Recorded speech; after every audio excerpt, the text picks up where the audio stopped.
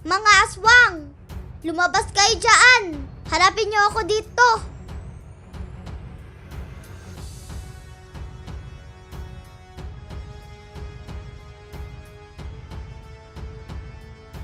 Ako si Ana, ang batang manunugis ng aswang.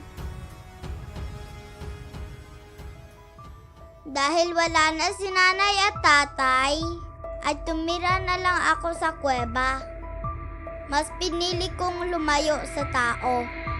Sinunog kasi nila ang bahay namin. Sabi daw nila aswang daw kami. Dahil doon, namatay si nanay at tatay.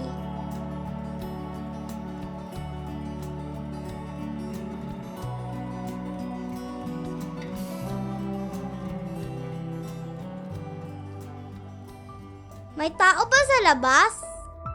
Parang meron akong narinig na boses Buti pa magtago muna ako. Baka mamaya may tao. Habang nagkukuble, nakikiramdam ako. Pero paglipas ng sandali, wala naman kakaiba. Dahil doon, ay nagpasya ako tumingin sa labas. Maliwanag ang buwan. Kaya nakita ko buong labas.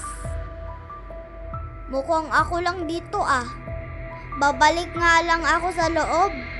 Matutulog na lang uli ako. Nung naglalakad ako papasok, ay bigla akong natigilan.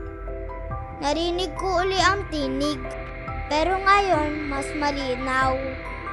Parang nasa isipan ko lang siya. Dahil doon nakikiramdam ako. Hanggang biglang meron nagsalita. Hoy bata! Ha? Sino ka? Anong kailangan mo sa akin? Akala mo takot ako sa'yo? Magpakita ka. Aba, akala mo sinong matapang? Kung kagating kaya kita sa leeg. Bakit? Wala naman akong ginawa sa'yo Umalis ka na dito. Ayaw ko magpahalata sa kanya. Pero takot talaga ako noon. Ana, Paano mo nalaman ang pangalan ko? Sino ka ba talaga? binibiro lang kita. Huwag kang matakot sa akin. Isa akong kaibigan. Ako ang iyong magiging gabay. Ako ang mutya ng gagamba. Gabay? Mutya? Ano mong ibig sabihin?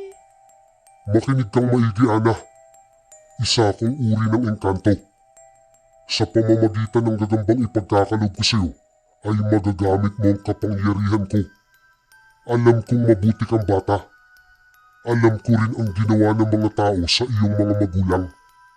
Pero may gusto lamang sana akong linawin sa iyo. Dahil sa mga narinig ko, ay nakinig ako sa kanya. Hindi tawang pumatay sa iyong mga magulang. Kung hindi mga aswang. Angkan ng mga aswang na gustong maghiganti sa iyong mga magulang. Hindi nila kayang nanay at tatay mo. Dahil sa marami na sa mga aswang ang napatay nila. Kaya gumawa sila ng paraan.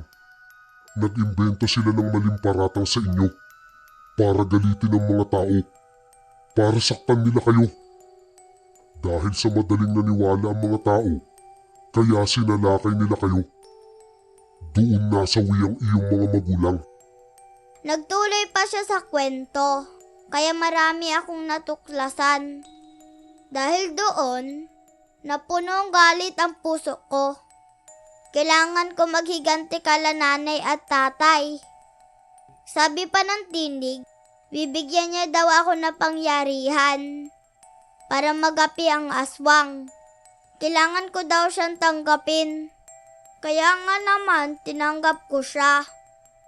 Pakiramdam ko noon ay lumakas ang buong katawan ko.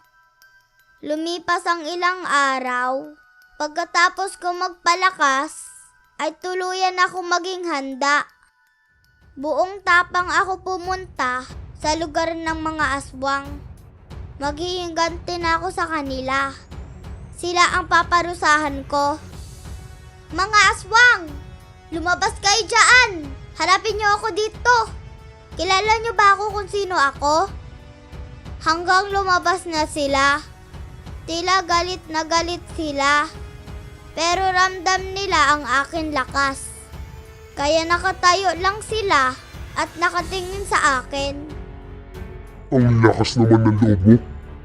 Sino kang bata ka? Talagang malakas ang loob ko. Dahil kaya ko kayong taluhin. Ako lang naman ang anak ng pinatay nyo. Ako si Ana, ang batang manunugis ng aswang.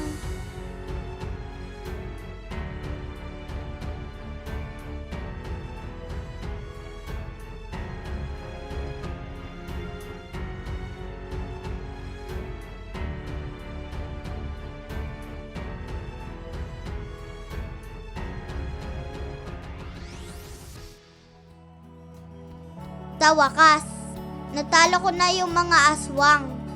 Salamat naman sa aking mutya. Ang mutya ng gagamba.